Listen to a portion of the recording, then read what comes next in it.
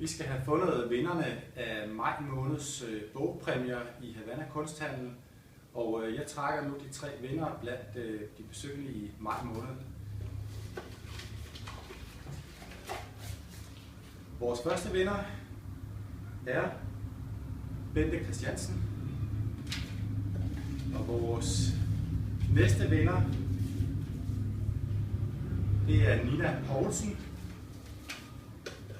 og vores tredje vinder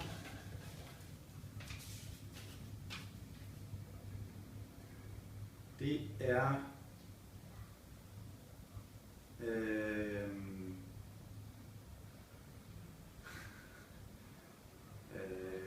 Jeremy Etienne, tror jeg nok. Og vores 3 vinder de er meget velkommen til at hente deres præmie, nemlig en kunstbog her i Havana Kunsthandel.